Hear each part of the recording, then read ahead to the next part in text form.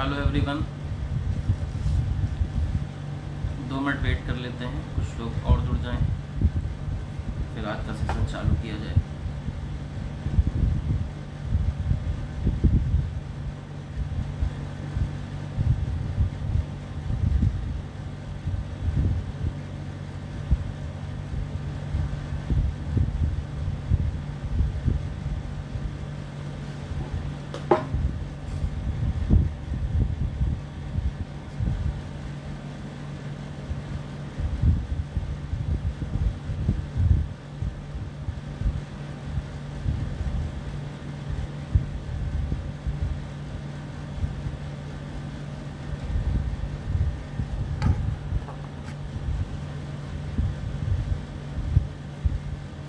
Hello बेटा सचिन।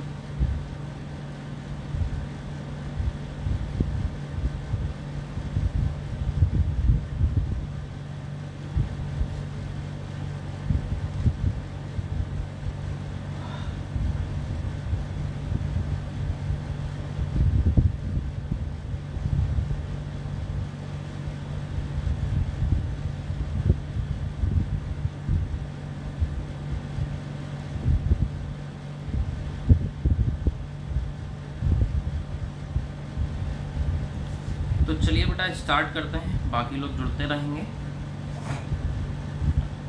मेरा नाम है CMA अमित जायसवाल और मैं यूपी के लखनऊ में CMA की स्पेशलाइज्ड क्लासेस चलाता हूँ और आज आपके सामने कुछ अपने पॉइंट रखना चाहता हूँ, जिसके लिए आप लोग ध्यान से सुनिए। तो जैसे कि टॉपिक का नाम है how to score 80+ in cost, तो हम लोग को समझना है कि हमें 80+ स्कोर करने के लिए कॉस्ट के अंदर क्या क्या काम करने पड़ेंगे, क्या स्ट्रैटेजी अपनानी पड़ेगी और उस स्ट्रैटेजी पे कैसे हम लोग काम कर सकते हैं, कितने घंटे डेली पढ़ाई करनी पड़ेगी, सारी बातों पे हम लोग इसका डिस्कशन करते जाएंगे। ठीक है, हम अपनी बात पहले पूरी करेंगे, इसके बाद आपके दिमाग में अगर कोई सवाल आ रहा हो तो वो आप कमेंट में डाल सकते हैं, उसका भी जवाब हम देने की कोशिश करेंगे पूरी। तो चलिए सेशन बेटा स्टार्ट करते हैं।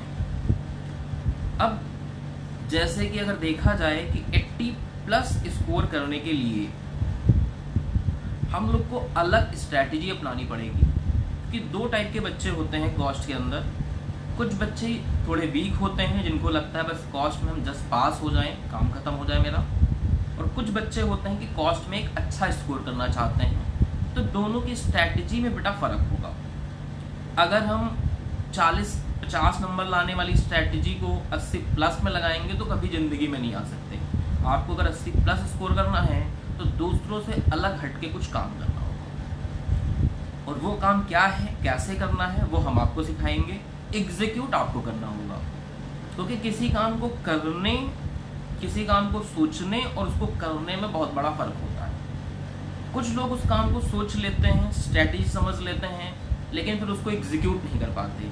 तो जब तक आप स्ट्रैटेजी बना लोगे लेकिन एग्जीक्यूट नहीं करोगे, तब तक फिर उस स्ट्रैटेजी का कोई मतलब नहीं निकलेगा।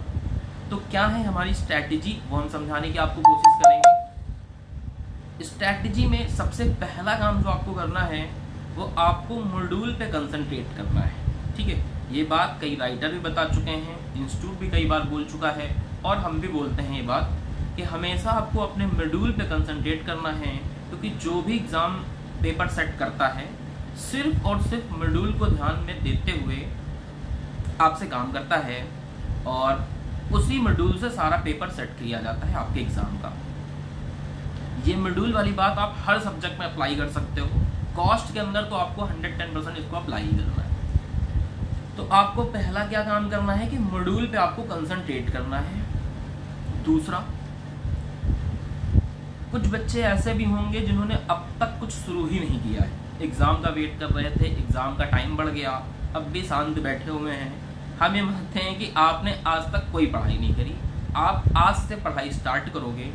तो अगर आज से भी पढ़ाई स्टार्ट करते हो तो आपके पास आज से अगर देखा जाए एग्ज़ाम ड्यूरेशन तो 2 महीने का समय है आपके पास अपनी तैयारी पूर्ण करने का। इस 2 महीने में आप कॉस्ट में बहुत अच्छा स्कोर कर सकते हो, 80+ भी ला सकते हो अगर सही से काम किया जाए तो इस 60 दिन को आपको प्रॉपर यूटिलाइज करना पड़ेगा।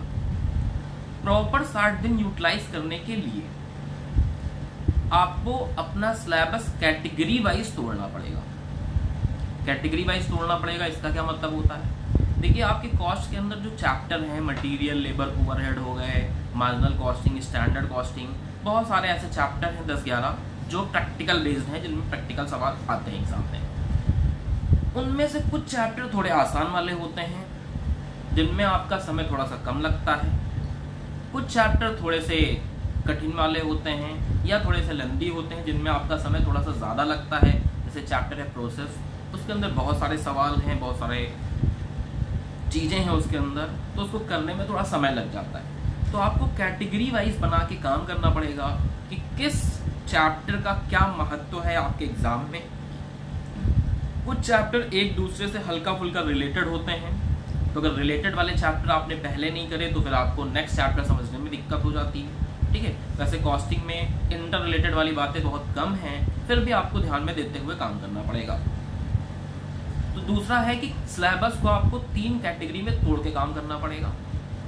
10-11 चैप्टर हैं, 2-3 चैप्टर ऐसे हैं जो उनको फर्स्ट कैटेगरी में आप रखेंगे, 3-4 चैप्टर ऐसे हैं जिनको आपको सेकंड कैटेगरी में रखना पड़ेगा, यानी उनको पहला रिवाइज करना पड़ेगा आपको, फिर 3-4 चैप्टर को करना पड़ेगा, और सबसे लास्ट में जो लेस इंपॉर्टेंट वाले चैप्टर हैं उनको आप करेंगे। तो इस तरीके से आपको अपने सिलेबस को 2-3 कैटेगरी में तोड़ के काम करना पड़ेगा।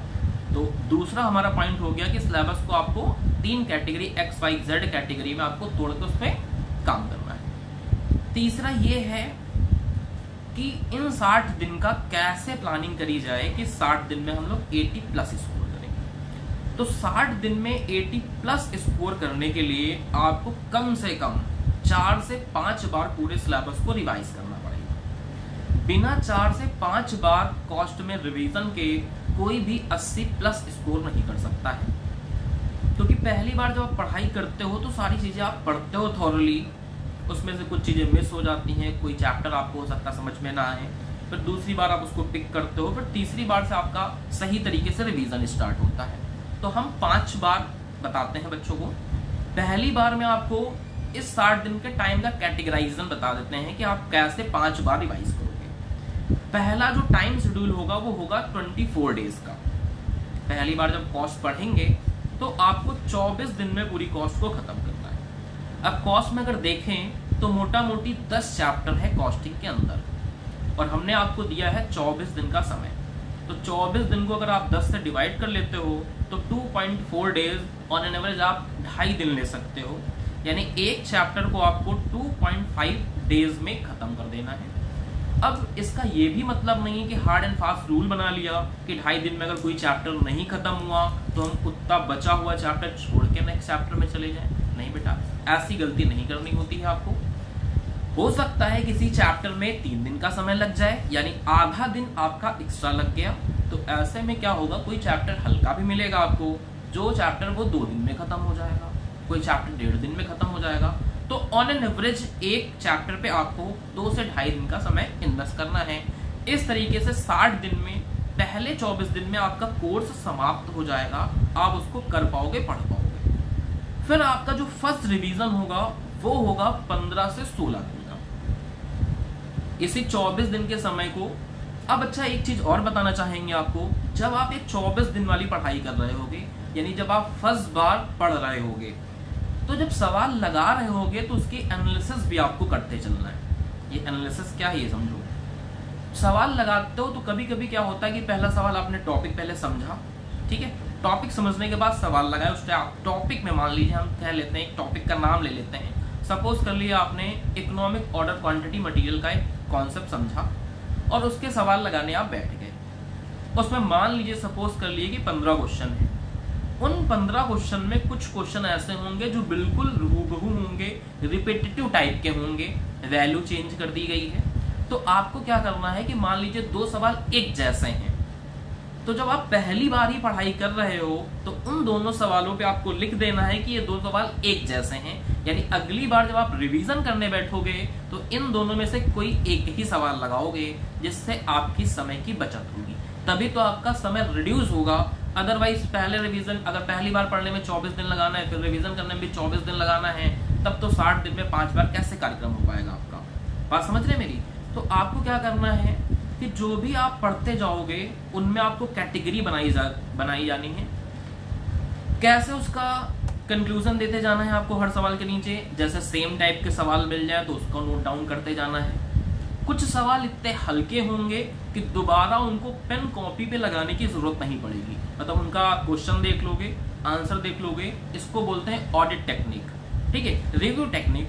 तो कुछ सवाल ऐसे होंगे जिनको दोबारा केवल रिव्यू करने की जरूरत पड़ेगी। कुछ सवाल ऐसे होंगे जिन सवाल में आप एक बार फंस गए होगे, मतलब आपने कॉन्सेप्ट समझ रखा है लेकिन जब सवाल लगाने जा रहे हो तो कहीं ना कहीं फंस जा रहे हो। तो अगर किसी पॉइंट पे जाके आप फंस जा रहे हो तो उस पॉइंट को भी वहां नोट डाउन कर लो कि हम पहली बार सवाल लगाते समय कहां पे फंस गए थे, क्या हमसे गलती हो रही थी जिससे वो सवाल नहीं लग पा रहा। तो इस तरीके के अगर आप क्रक्स लिखते जाओगे हर सवाल में, तो जब फर्स्ट टाइम रिवीजन करोगे, सेकंड टाइम रिवीजन करोगे, तो ये आपके लिए बहुत ही ज्यादा हेल्पफुल होने वाला है। तो आपको 24 दिन का समय पहले बार पढ़ने के लिए दिया गया और एक बात बताई गई है कि उसमें आपको नोटिंग भी करते जाना है हर सवाल के अंदर। और जो सेम टू सेम सवाल हैं उनमें आपको क्रॉस लगाते जाना है। पहली बार में आप पूरे सवाल लगाओगे, एक जैसे अगर 4 है तो चारों लगाओगे, लेकिन जब सेकंड टाइम रिवीजन करोगे तो एक जैसे अगर 4 सवाल हैं तो अगली बार आप 2 ही लगाओगे। थर्ड बार रिवीजन करोगे तो फिर उन दोनों में से कोई एक ही लगाओगे। इस तरीके का आपको काम करना है। तो 4 से 5 बार। तो पहला हो गया भाई 24 दिन का, ठीक है, जिसमें आप पढ़ाई करोगे, उसको रिवीजन नहीं कहा जाता, वो तो आप फर्स्ट टाइम पढ़ रहे होगे। तो फर्स्ट रिवीजन हो जाएगा आपका 15 से 16 दिन का।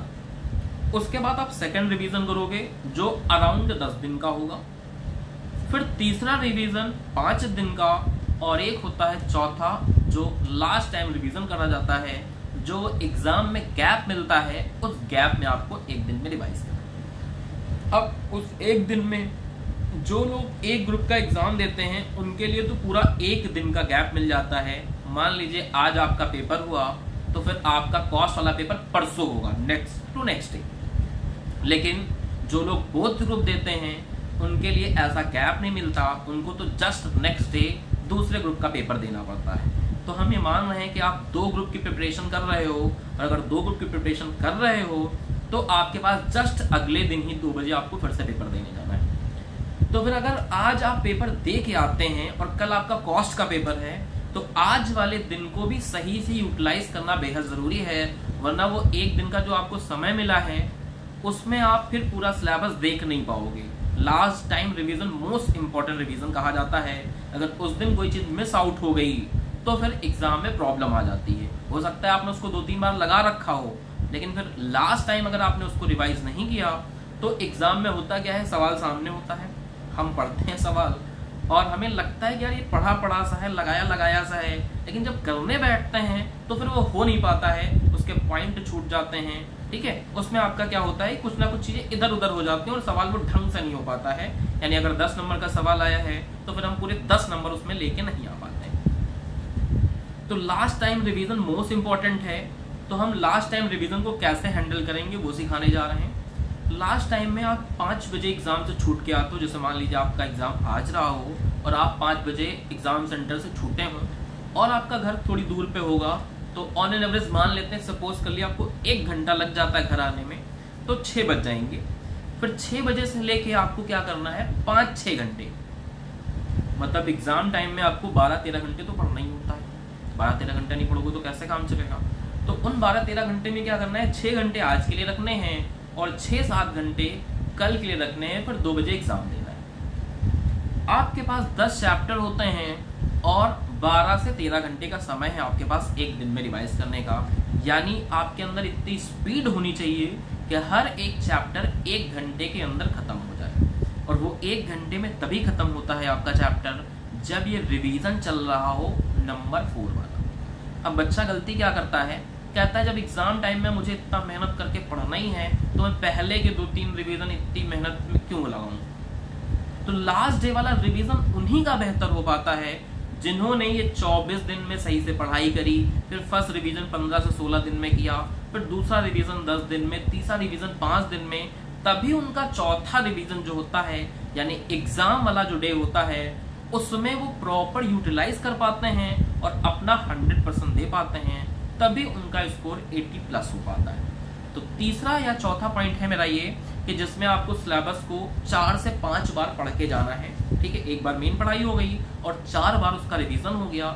टाइम हमने आपको बता दिया कि कैसे उसकी शेड्यूलिंग करनी है, कितने कितने दिन, 60 दिन में बांटने का तरीका हमने आपको बता दिया। फिर यह है कि रिवीजन को आप टाइम पे खत्म करेंगे।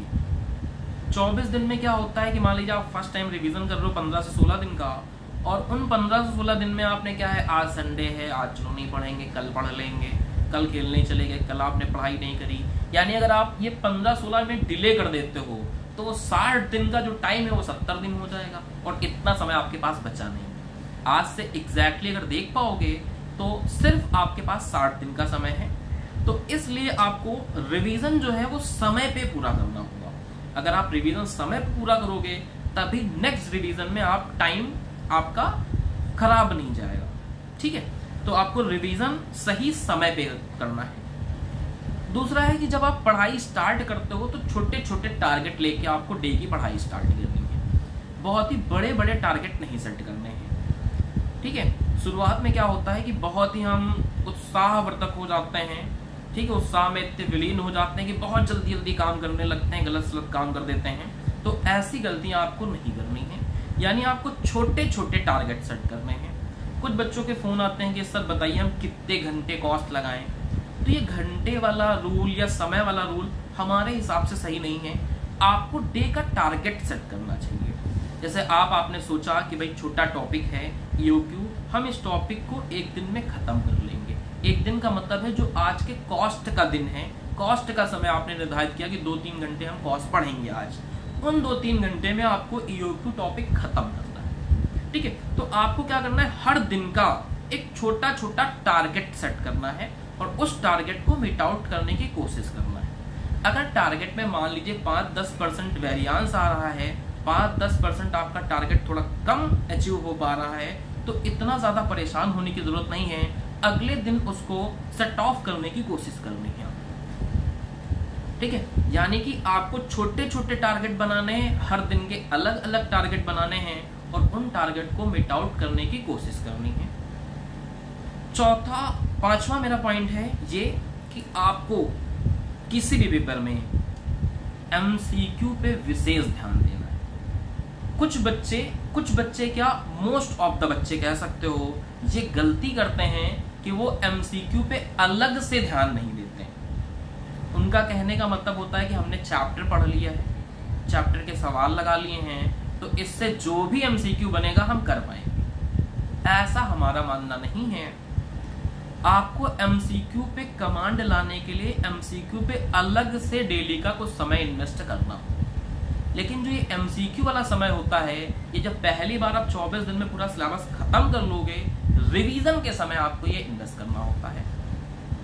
क्योंकि एमसीक्यू जो आपको मिलने वाले चैप्टर वाइज नहीं मिलते हैं, पेपर वाइज मिलते हैं। ठीक है, तो एमसीक्यू पे आपको अलग से काम करना है।